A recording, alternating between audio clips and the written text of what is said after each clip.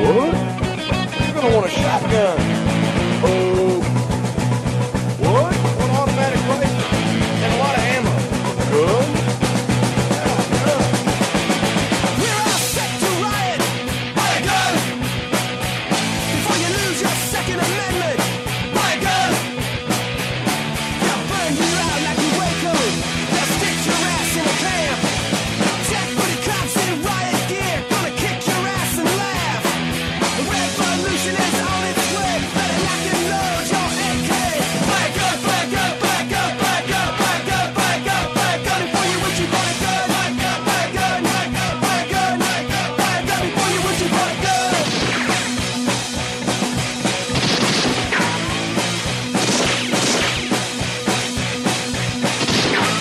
We're all set to riot. Buy a gun before you lose your Second Amendment. Buy a gun. They gave your money to the banksters. They stole your pension funds. It's time that we took to the streets. It's time we had our turn. A revolution is on its way, and the founding fathers would say, buy a gun, buy a gun, buy a gun, buy a gun, buy a gun, buy a gun, buy a gun before you wish you bought a gun. Buy a gun, buy a gun, buy a gun, buy a gun, buy a gun before you wish you bought a gun.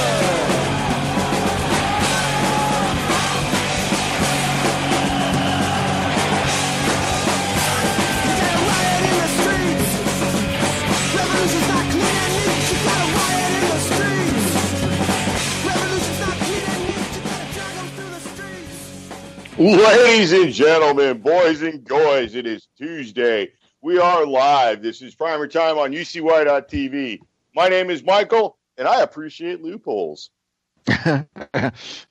My name is Nicholas, and thank God I do not speak Syrian Arabic.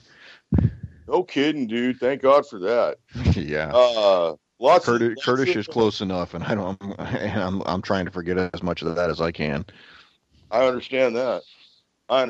Yeah, lots of weird international dealings going on. Apparently, Trump had a second unreported meeting with Putin, and people are wondering why the journalists weren't informed. And I think it's probably because they were talking about being in cahoots or something. Cahoots is the word.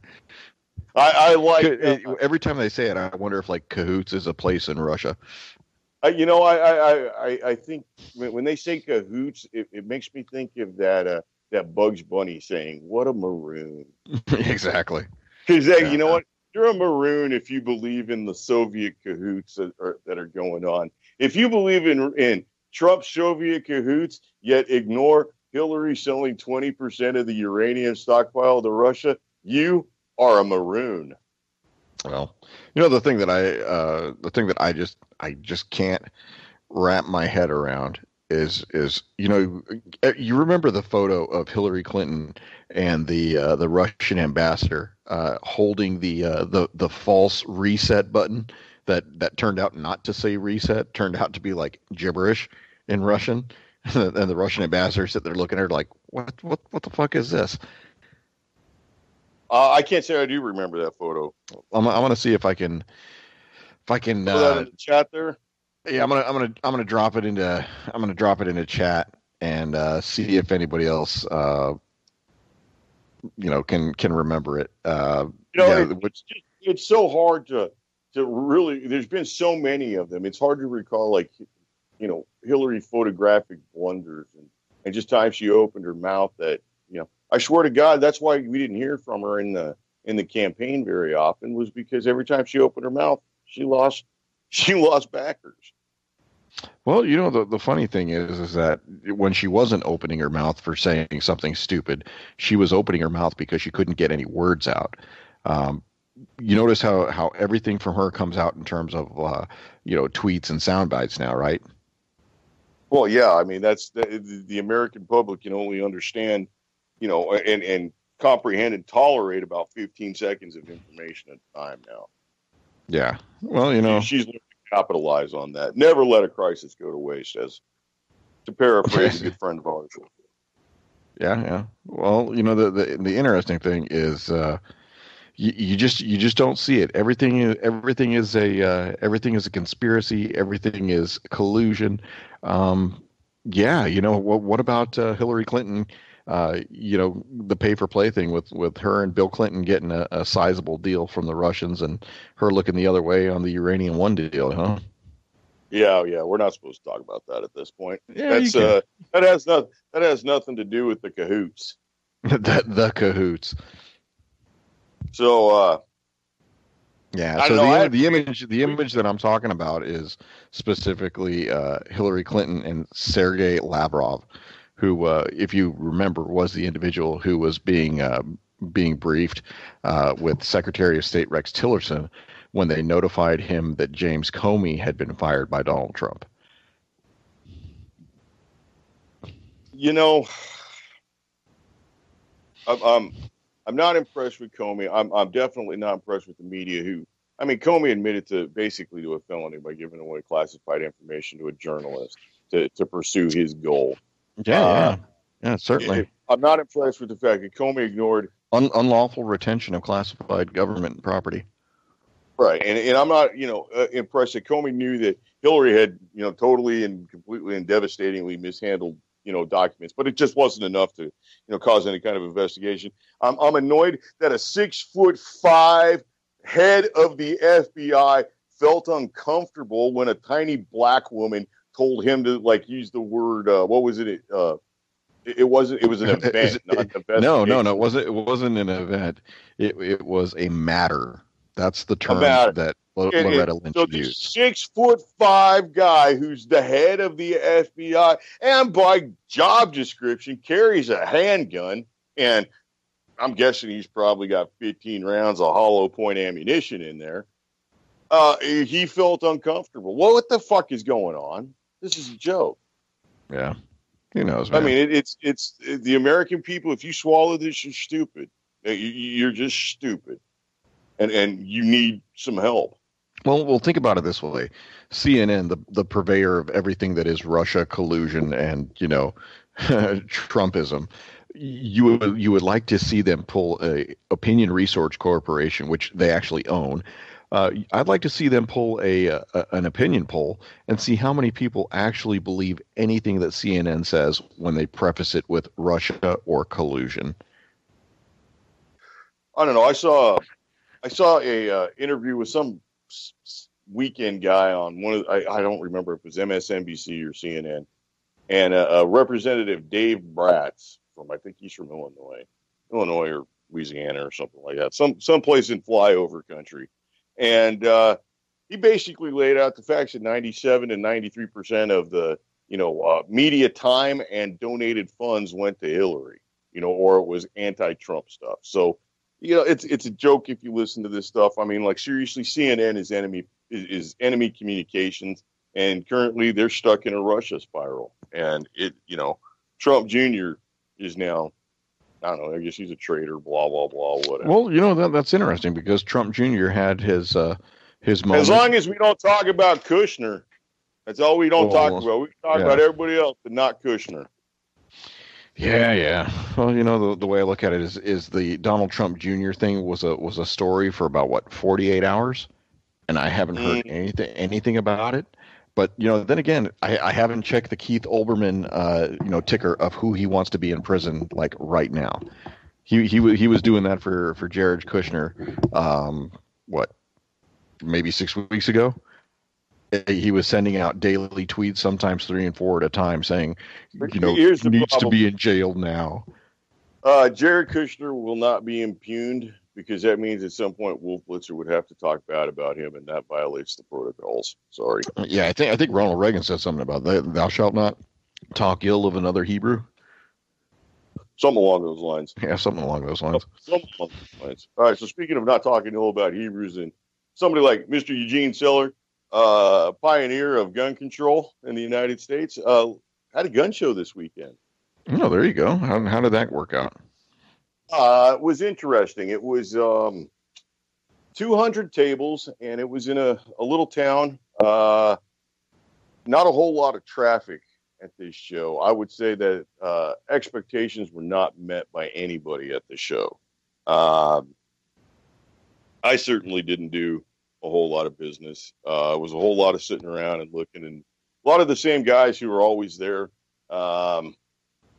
This is a show run by a new company. They actually had a couple of nice little displays, and the displays themselves weren't anything super fancy. It was a twin crank Gatling 1022, one of those 1022 kits that they sell from Cabela's, that you make two 1022 receivers to it, and two barreled 1022 receivers, and then it hooks a crank up, and you got yourself a little double barrel Gatling gun kind of a thing. Sure, yeah.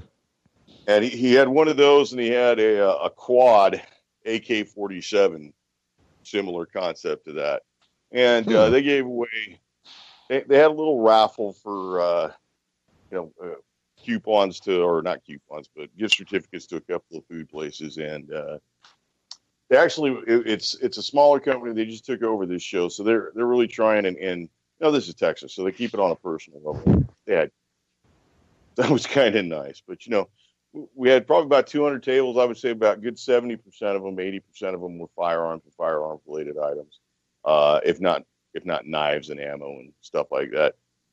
Bubba's Beef Jerky was there, and yes, I did partake in his wonderful sausage again, and kind of saw an interesting item, and I think you and I sort of discussed this a little bit, and it's wonderful and appropriate, and it's actually not just a regular item. It's sort of a new thing. And Nick, I like to talk about the Mossberg Shockwave.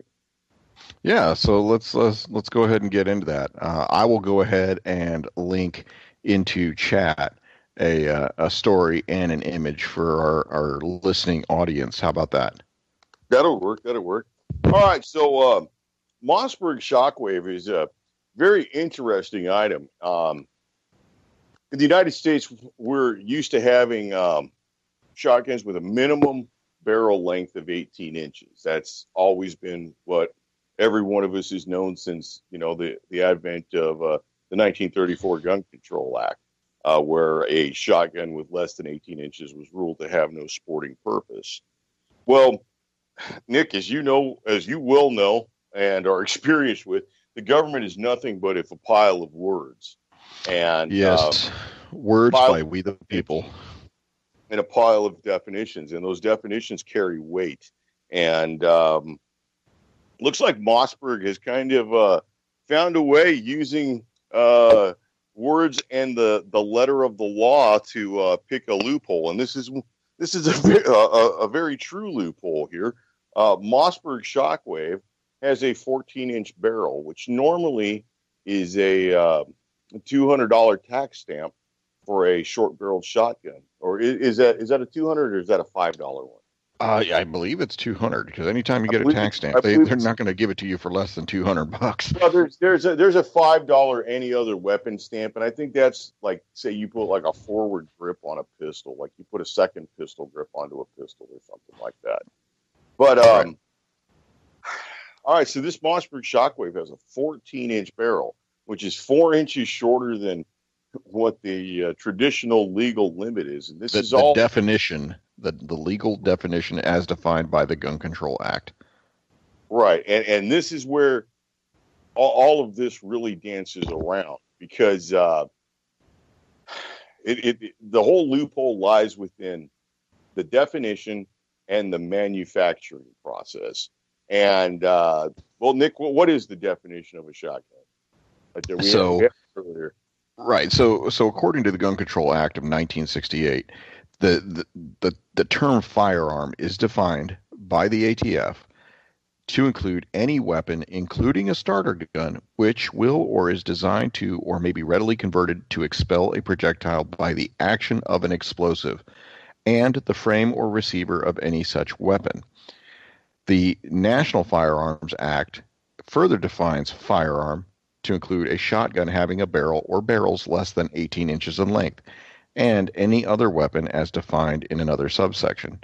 And then it further goes on to define any other weapon. So, when you look at this memo from the Department of Justice, Bureau of ATFE, on the 2nd of March, 2017, addressed to O.F. Mossberg and Sons of North Haven, Connecticut, they're talking about the Mossberg Model 590. The Model 590 has been around for quite a while, and typically you'll see the 590 with a full-length stock. Well, this model 590 is a new production 12 gauge, and it doesn't have a full length stock. It has, very similar to what you would see. I guess it would be what, Terminator 2, the shotgun that Arnold Schwarzenegger Something like used. that. Less than. It's called I was going the to say, Raptor. yeah, but with not with the lever action for the shotgun, whereas this is a pump action. Correct. And this grip is called the They call it the bird's Raptor. head. It's Yeah, so the brand name is the Shockwave Raptor grip, and it's referred to as a bird's head grip. It's got kind of the profile of a bird. It's very similar to a traditional comb of a shotgun that's been cut down. actually, this looks. I mean, when I look at it, this is reminiscent of a flintlock pistol grip.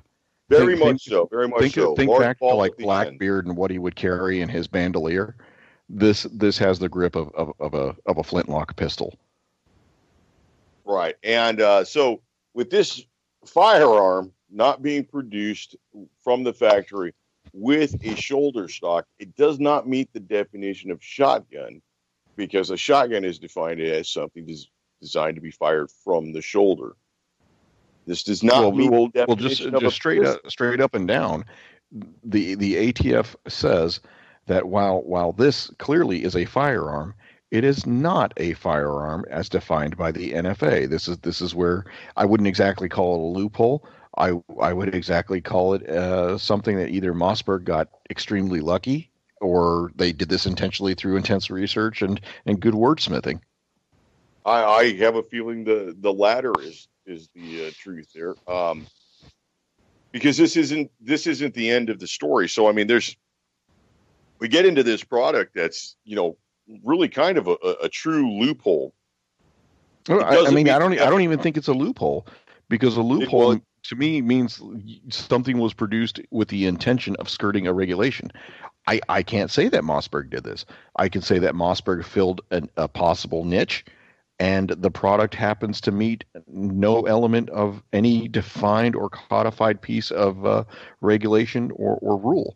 So I think I think that this is not a loophole. I think that this just doesn't apply to any existing framework. So this is an N/A.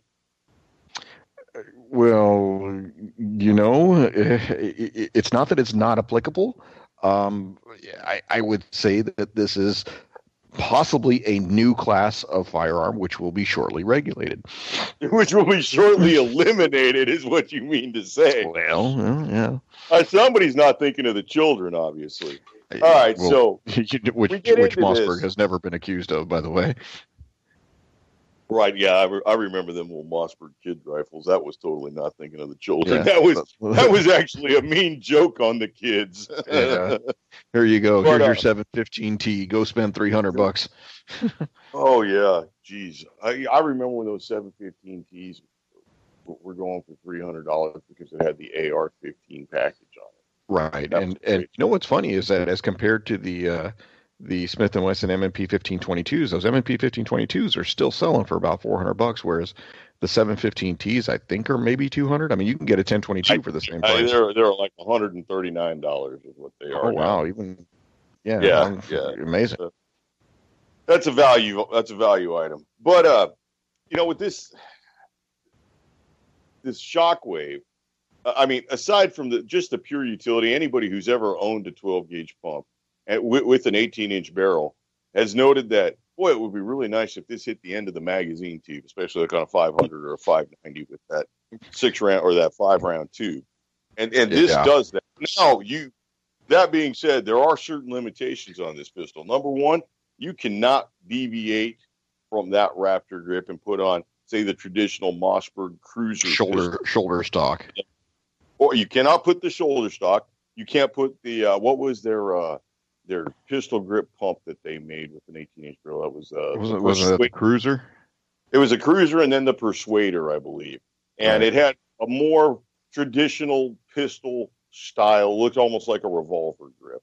And you put that on there, and you do not meet the overall length of 26 inches, which is one of the many parameters of the definitions that Mossberg has managed to dance around, and they did an excellent job. It's a standard Mossberg 590 receiver. It's a standard Mossberg 590 magazine tube. It's got the barrel as well, and it's a standard Mossberg barrel. I mean, it's got not to the appropriate length. I think it's to the absolute perfect length, and apparently it is appropriate because we got the ATF letter stating so. So, I mean, Shockwave is an interesting name. I think they should have named it the Mossberg middle finger, to be honest with you. Well, there you go. That's not going to sell to the kids, though.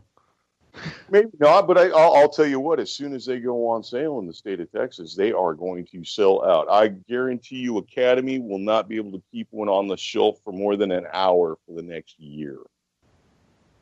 That is going to be the truck gun of choice in the state of Texas. Well, you know, the interesting thing is that when it comes to shotguns, what kind of innovation, you know, do you see? You know, for most manufacturers, just little bits. Maybe they pull up a mag pull. Maybe they pull up a different type of you know, magazine with extended, you know, capacity, but not a whole lot of innovation in the shotgun realm. And to be honest with you, this isn't really a whole lot of innovation because this is something that anybody with a standard 870 or a standard Mossberg 500 or 590 and a hacksaw and the willingness to possibly break the law or go through a whole huge rigmarole of ATF regulations and FBI background checks and stuff. This isn't something that nobody's done before. This is very, very similar looking to many of the shorty shotguns that, you know, are popular in movies and such. This is just, I don't know, man. This is kind of like it doesn't necessarily meet the definition of innovation in the manufacturing sense, but it meets the definition of innovation in the marketing sense. And certainly in the corporation's legal acumen. I mean, I think this is a great big step. And I mean, as to that fact, and I keep on referring to the fact that this shotgun will go on sale in Texas on September 1st. Well, we are a nation of, you know, we have a strong federal government, and when we have 50 individual state governments. And just like 51 if Puerto Rico gets their way. Yeah, well, yeah, but they'll do it in Spanish, and El Shotgun has a completely different definition. Hey, well, it's better than Hawaii, where it's like Dakine, you know, Dakine shotgun. Yeah, Dakine the Mokes use.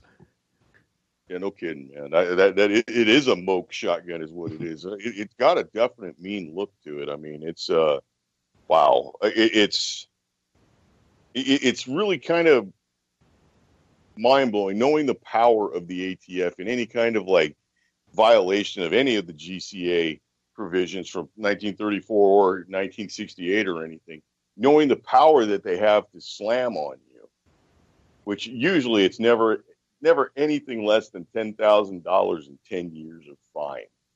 You know,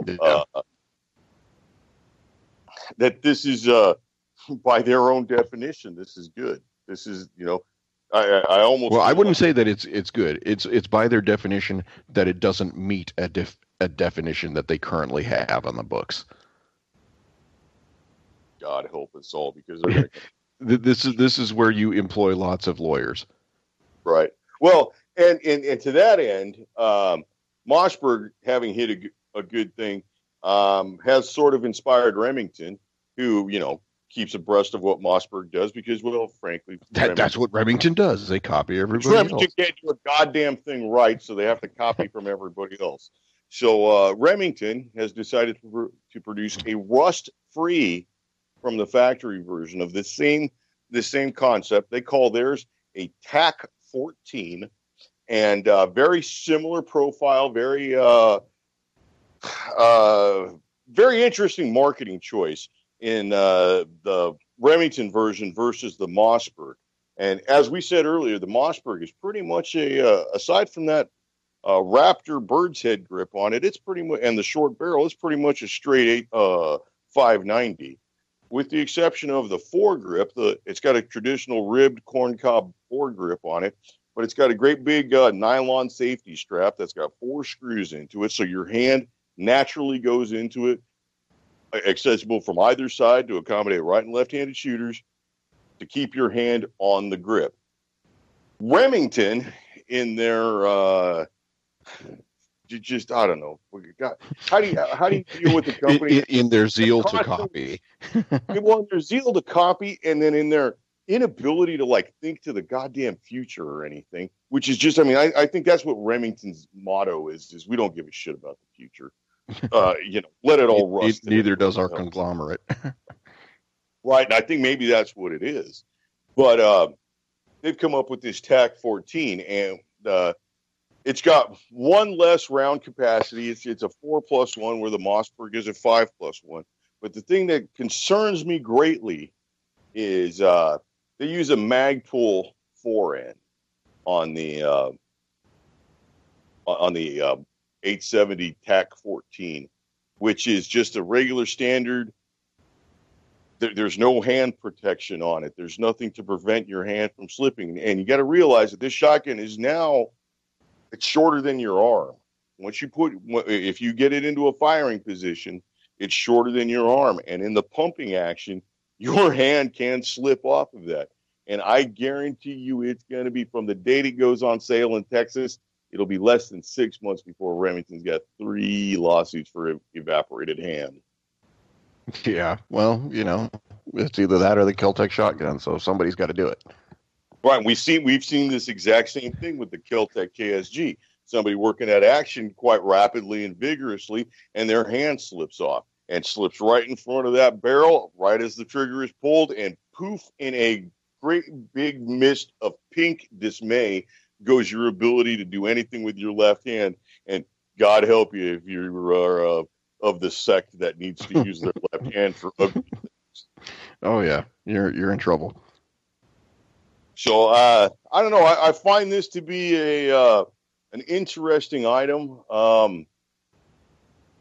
Loop, you don't like to say. I mean, when you think about it, Michael, look at the actual physics of shooting that shotgun.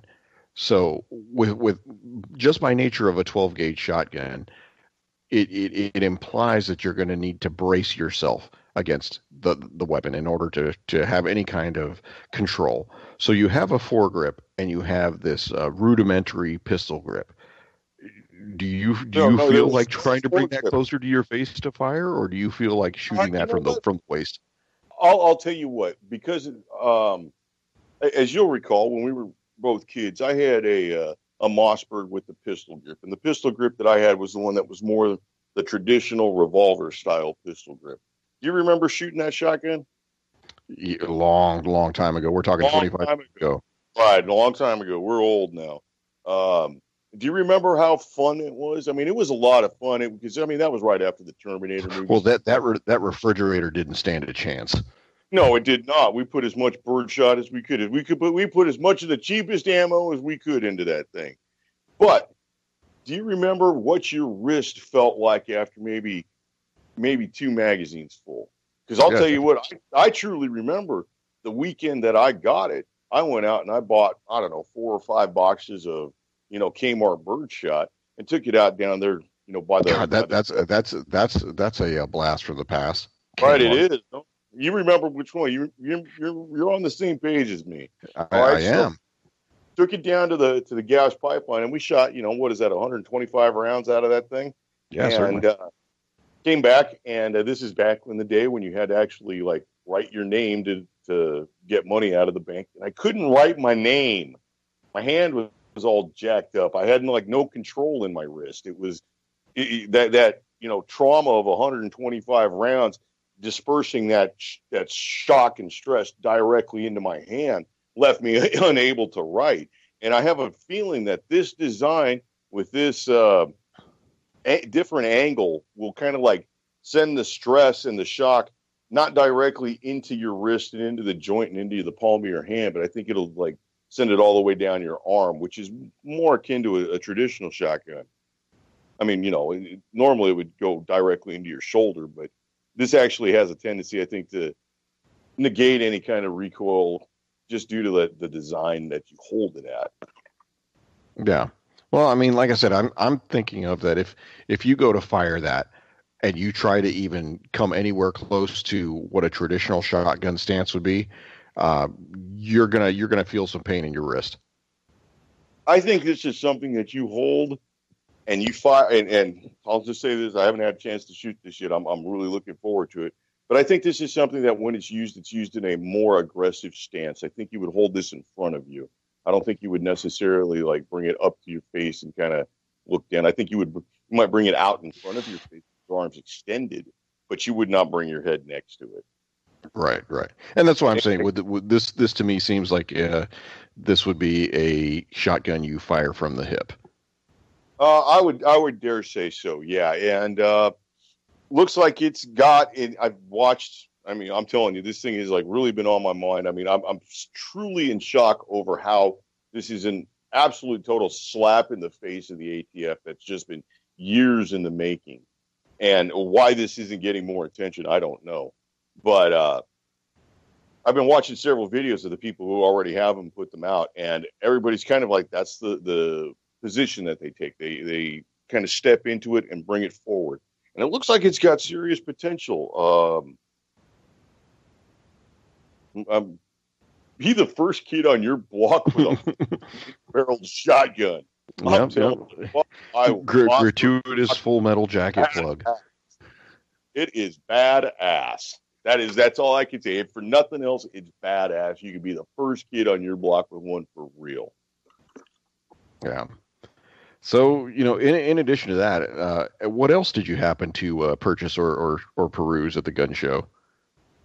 There's a bunch of stuff there. I'll tell you, it's fairly thick right now with polymer pistols from a lot of manufacturers. But an interesting company that seemed to have a whole bunch of them out there now is a company called Canik.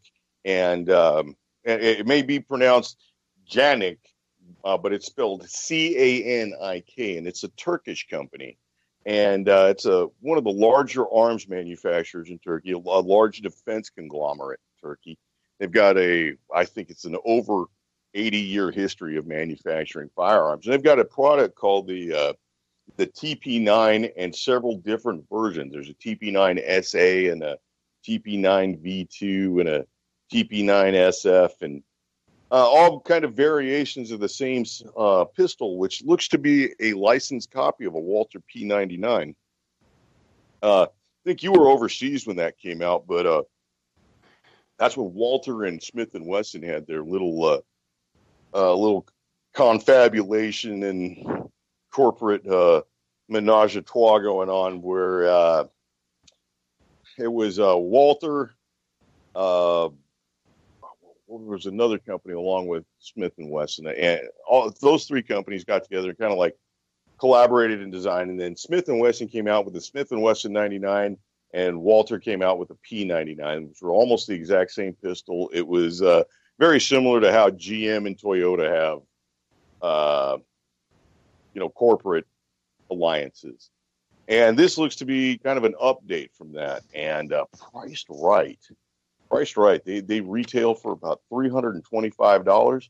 It has an 18-round magazine. What else has it?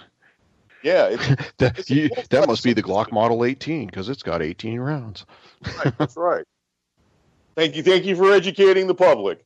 Yep. Your end of the lesson. No kidding. Well, this is it's kind of I would say it's an anomaly for something in the $300 pistol range, because usually when we look at the $300 pistol range, we're looking at the Smith & Wesson SD9BE, one of several Taurus polymers, maybe some of the last season's production of the discontinued Ruger polymer SR9, and that's pretty much it. You start getting into name brand stuff, and not only name brand stuff, but higher quality items. You start getting out of that $300 range, and I'll tell you straight up honest, this Canik pistol is a hell of a lot better construction than any Taurus I've ever put my eyes on. Very, very similar to Walther construction. Just the quality of the construction. There's no nibs on any kind of plastic or anything like that. It's very smooth, no imperfections in the surface plastic, no air bubbles or anything like that. The magazines are manufactured by Metgar, and that may seem kind of insignificant, but that I think shows that the company is very serious and about achieving quality and having a quality product. These pistols are supposed to be rated for a lifetime of 50,000 rounds and have won several competitions. And I believe it is the standard service pistol of the Turkish military or the Turkish police. And it's got I think it's the gendarmes, the Turkish police, as they call them, the gendarmerie, just like in France. Right. Well, there's several companies out there, and I believe if we go back to when that Turkish guy shot that Russian ambassador dude, the pistol that's more Russian collusion. There were some cahoots going on there. He cahooted with the gun and colluded the bullet with his body. He colluded to collide. But he was using a Knick pistol. Very well made. Comes in a box just like any other modern Glock or Springfield or XD or whatever's out there. It comes with the 2 magazines. It comes with a small cleaning kit. It comes with a surplus, like a Blackhawk retention holster with 2 different ways to mount it. You can either mount it as one of the clip-on pancake kind of things that you just slip into your pants and you can slip it out, or it has belt loops. That's usually, what do one of those things cost? About $30-40? Yeah, thereabouts. And then, I mean, it comes with 2 magazines, which may seem standard, but then you go to a company like SIG, and SIG only gives 1 magazine because they want to hit you for $60 on the other, on the other end. Yeah, the next time you want to buy anything to replace it. Right. And SIG magazines, $40, $50, $60 every time. These are made by Metgar, and they're available on a bunch of different websites at about $20 to $30. I don't know. I think that's a hell of a value pistol. I think next time we do one of our little value pistol roundups, I think that's going to definitely on that list because the quality of that far exceeds. What did we come up with last time as value pistols? I think we were talking 225, 250, somewhere there. Well, I'll tell you what. I bet you could definitely buy one of these Knick pistols on the used market at about that price. And I think that would have been far better than anything we had on our last little kind of like value. I'd like to see how it stacks up against the Sky 9mm. Well, I'll tell you what, just by putting the 2 of them together, the Sky looks a good deal cheaper. The Sky takes on a very almost lower. Cheaper as in like less expensive, or cheaper as in lower quality? Cheaper as in both, as in less expensive translating to the lower quality. You get the feeling that when you look at the SECY, that this is where they cut a corner, this is where they cut a corner, and this is where they cut a corner. And it translates in just in the immediate appearance of the 2 firearms. And I'm sure at some point it will translate in the operation. I mean, as we recall, we're now on the CCY2, and the CCY1, the very first pistol, they had all kinds of problems with. To include the return policy. Yeah, they had a bunch of problems with that, but I guess apparently they've reined that one in. They've been told to rein that one in. I think they have to if they want to have any kind of future in the business. And I mean, honestly, the business is changing, and it's changing dramatically. I mean, talking about Remington and the magical TAC 14 copy that they put out, which I'm telling you, that's a goddamn lawsuit waiting to happen. There's going to be a big old pink misty hand. And some very fine bird lawyer is going to come step up on that, and they're going to put it to Remington. And you know what? Remington deserves it because they screw up everything. And I mean, seriously, look, how many Remington screw ups do we got to go through? Oh my gosh, yeah, real big screw ups that we just go off the top of our head in the last 3 or 4 years. All right, you got anything beyond the model 700. Yeah, everything after the 700 from Remington is a pile of crap. Yeah. Yeah, when you have what was it? When you have the 2020 hit piece done on you, you know you messed up. Yeah, I mean, that's not to say that 2020 is some kind of arbiter of truth, but they really only take on stuff that they can really like stick it to. Yeah. Well, I went ahead and dropped in chat the story out of Jane's 360 about the Soviet infantry weapon, the AK-12, passing their field tests. So it's a 5.45 millimeter round, and this is going to be the new Soviet battle rifle. Well, just like anything that's got the letters A and K in the beginning of it, there was never any actual kind of like concern that this rifle was not going to perform. Yeah. This is a rifle with a severe lineage of, well, probably the strongest lineage of reliability of anything. Yeah, certainly reliability and longevity, service life, and basically, I think this one can trace its lineage in the caliber that it's confirmed. As currently configured in. Yeah, currently configured. Thank you. I had a Dos Equis in my hand. That'll do it every time. Congratulations. Yeah, as it is configured in 5.45 by 39, that's being traced back to the AK-74. But even further back, just with the general design, back to the AK-47, which you could argue is a further nod to the STG-44. I think so, but we can't say anything about that because German science is bunk and blah blah blah. Yeah, but they dress real snappy. Shout out to Hugo Boss. Hugo Boss and Operation Paperclip never happened. It's all a figment of the alt-right and that damn cartoon frog. That alt-Reich. I mean, there was a Who song about that, wasn't it? The kids are alt-Reich. I tell you what, there's no rest for the triggered. Well, John Lennon said happiness is a warm gun, right? And look what that got him. Well, I'm telling you, I mean, just as an aside to anybody who doesn't necessarily share, if you don't share our political beliefs, what the hell are you doing listening to us anyways? But if you've got a lot of free time on your hands, that's for sure. If you are, don't telegraph your worst fear. I mean, if Nazis make you pee the bed, don't call everybody a Nazi, because all you're going to do is, really encourage people to invest in soap factories and gas oven manufacturers just to piss you off. Saying just for piss you off, just for calling me. I mean, it's the same thing in a marriage.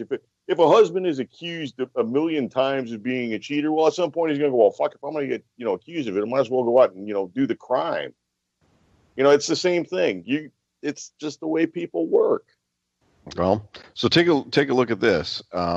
We've talked about Gemtech in the past. Gemtech being known for a producer of silencers and suppressors. We were off the air, but they were actually sold to Smith & Wesson. And I'll bet you Smith & Wesson will screw them up something fierce too. I wonder if this is Smith & Wesson kind of like giving a head fake and a telegraph on maybe some upcoming acceptance of the Sportsman's Hearing Protection Act, or I think it's been renamed the Hush Act. The Shush Act. Between shush and cahoots, I can't keep it all straight anymore, dude. So, Shush, there's no cahoots here. Shush, there's no cahoots. So, I mean, all right, so Gemtech is one of the more reliable and well-known silencer and suppressor manufacturers. They've got military contracts. A lot of their stuff gained its fame through military and law enforcement use. Smith & Wesson is not just necessarily a firearms company. They are a large conglomerate. Firearms is but a mere small facet of their overall. Yes, American Outdoor Brands Corporation. Right, and I mean, I'm telling you, you don't necessarily have to have a Smith & Wesson handgun, because they have Smith & Wesson knives, they have Smith & Wesson multi-tools, Smith & Wesson axes, Smith & Wesson watches, Smith & Wesson pants, Smith & Wesson backpacks, and I mean, anything they can put their name on. But we see that through a lot of manufacturers. I mean, Browning does the same thing. I mean, Jesus Christ, walk through a Target, and it's nothing but Browning camouflage. And well, and that's the other thing is the marketing has expanded beyond the firearms to apparel. Apparel and accessories. And I mean, it's everything from pocket knives to backpacks to steering wheel covers to seat covers to, muddy girl cowboy boots, whatever. So, I mean, I think it kind of dilutes the brand name. But does it, or does it enhance the brand recognition? Well, see, you're at a critical point there, because they may be putting their brand name on crappy items, and we can who has done that? Let's just say Gerber. Yeah, anything that says Bear Grylls on it. If it's got that goddamn ugly ass Harbor Freight orange and says Gerber on it, it's crap, and that's really a shame, because when you and I were growing up, the Gerber multi-tool and Gerber knives were the top of the line. And not only that, having been deployed and gotten a hold of quite a few Gerber multi-tools that come with every Hesco Bastion, expandable fortress or barrier, I have brand loyalty to Gerber. Doesn't necessarily mean I'm going to go ahead and buy any Bear Grylls survival knives or tools marketed by Gerber. That's just not happening. The Bear Grylls knife is the one that you buy because you're going to a picnic or something and you forgot that you might have to cut a cheesecake or stab somebody in the neck. But it's not necessarily the one that you would rely on. It's the one you bought because it was $7.99. Right. Well, and it may be the knife you throw in the glove compartment that you may end up using to open an envelope with 2 years in the future, or something like that. It's not an everyday knife, and anybody who thinks that a Bear Grylls product or a Bear Grylls labeled Gerber product is everyday use or suitable for everyday use is a fool and are deluding themselves. They make crap. Well, and maybe that's what's going to happen with Smith & Wesson and Gemtech, because, I mean, I swear to God, Smith & Wesson got a chance, isn't well known for, like, turning out everything into gold. I mean, they got a chance at screwing things up, too. I mean, not so much as Colt, but like the American manufacturers have kind of gotten fat and lazy. Yeah. Well, the way I look at it is, it's only a matter of time before the market says your products are crap and people are no longer buying them. Well, that may be. I mean, look, the looking at this Knick pistol, the numbers of sales on those things are rising every month. And every review on these things is positive, and it's well within the budget. And a similar American-made pistol comes in at least $100 more. Yeah, I'll tell you what, may not have the same record of reliability. I mean, these are made in ISO 9000 factory. That means it's a worldwide standard. It's for high-tech manufacture. This is the same as factories in Germany. I just think that, if the Shush Act goes into effect, I don't personally think that there's going to be a whole lot of innovation in the silencer industry. No, I think what there is whatever version they have is the most economical to produce, and that will be Smith & Wesson silencer that will come on the extended M&P 3.0, where they change something to make you buy a whole brand new different magazine. And it'll come standard on one of those, or they'll sell it to fit one of those. But it'll be the cheapest one that they make. Right.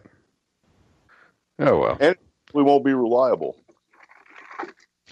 So, I imagine that in the first couple of years of, if there are suppressor sales that are regulated just the same as a firearm, no tax stamp or anything like that involved, no special forms or anything.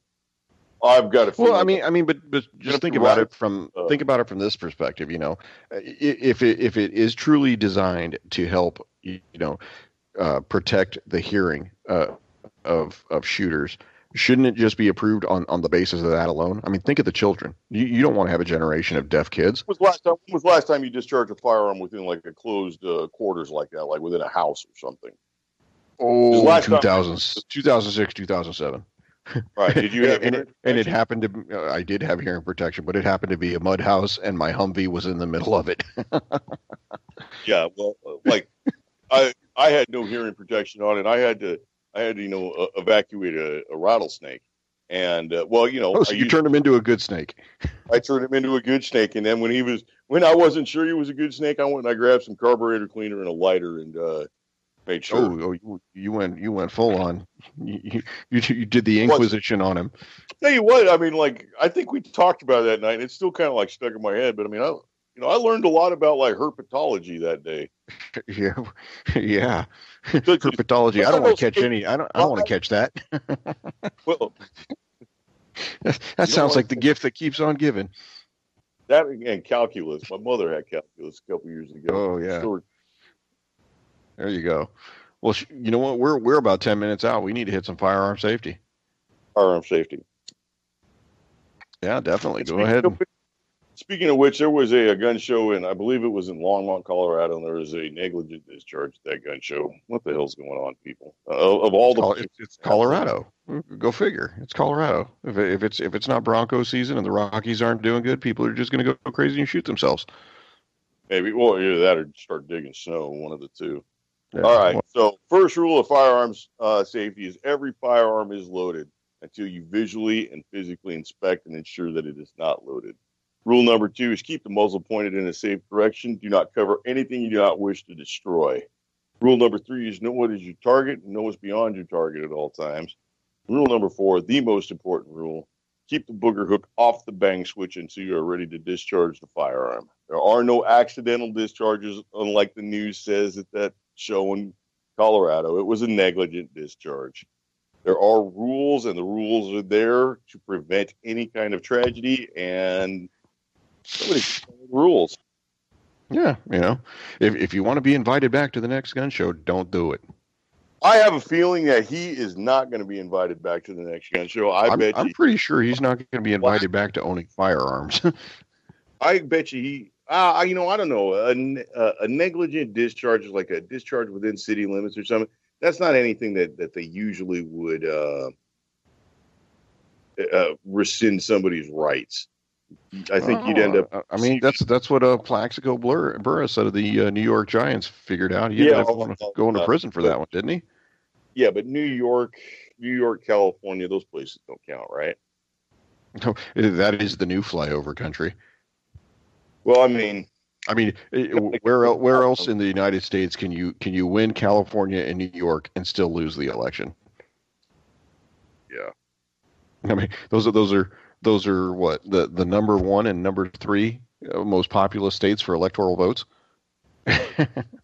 Well, right? Or there's some cahoots going on there. Yeah, there's some cahoots on everything. I just can't believe it. If you listen, CNN used to be enemy propaganda. Now it's just trash. I mean, it's yeah. Have there been any good Donald Trump? Go ahead. I was going to say, I heard Donald Trump speaking about the defeat of the repeal and replace effort in the Senate with some Republicans changing their mind and saying they're going to vote against it. What do you think on him saying that this is going to die? Behind his eye, they didn't change his mind. Yeah. I got a feeling that John McCain is a vegetable. We're never going to see him in public again. Well, having met John McCain, don't besmirch the guy. The way I look at it is I think he's no longer relevant, and I think he's obstructing his own party. So I think that he needs to be defeated in the next election. I think working against the American people, I think he's not a friend to the average American anymore. Oh no, certainly not.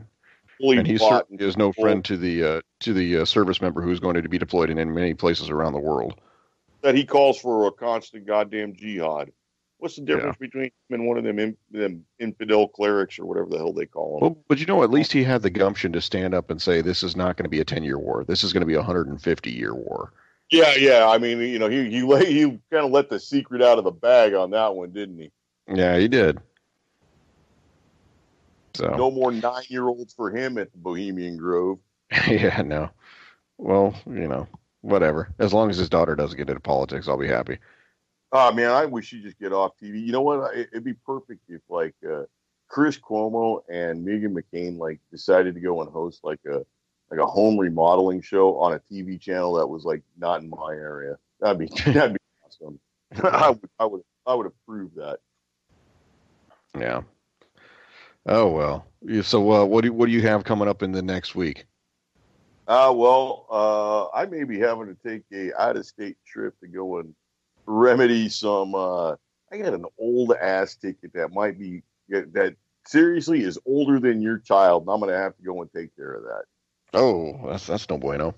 I'm actually I'm actually looking at getting a chance to head out to my farm and meeting with my farmer and getting ready to set up some cameras and set up some ladders in anticipation of the upcoming hunting season. What kind of batteries are going to be in these cameras?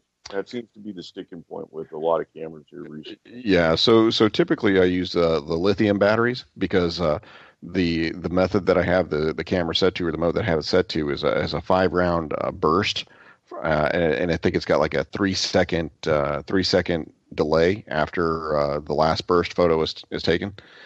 So if something's scooting through the area, it'll get a couple burst photos and that's it. Whereas if something is just lounging around, it'll keep continuously taking pictures.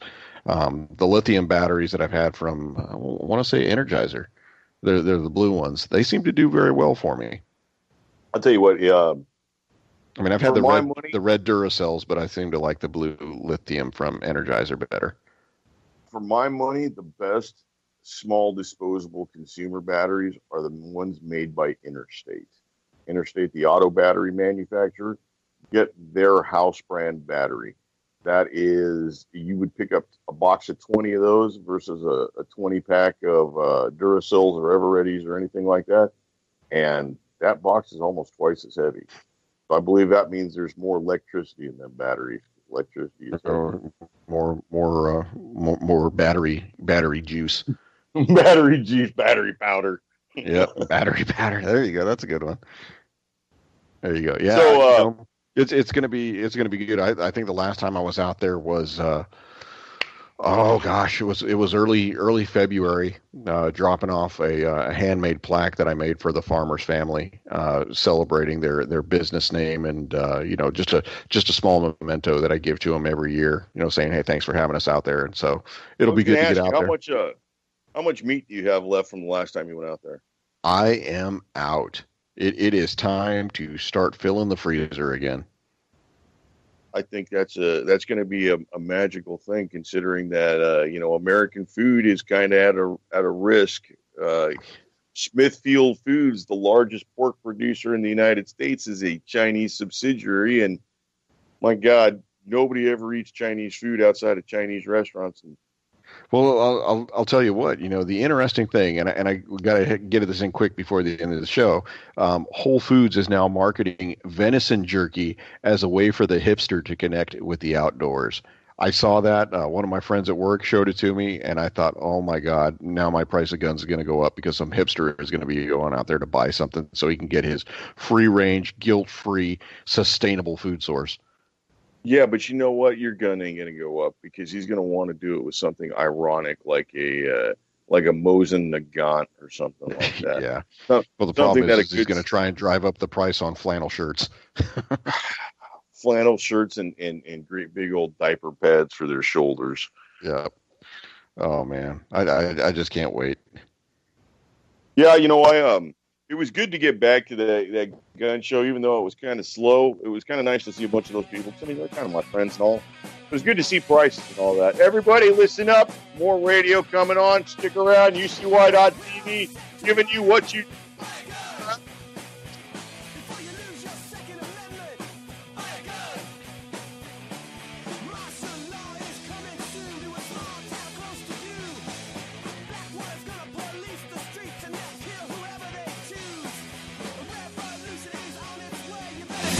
Patriots do. Buy a gun, buy a gun, buy a gun, buy a gun, buy a gun, buy a gun, buy a gun before you wish you bought a gun. Buy a gun, buy a gun, buy a gun, buy a gun, buy a gun, buy a gun before you wish you bought a gun. Buy a gun, buy a gun, buy a gun, buy a gun, buy a gun before you wish you bought a gun.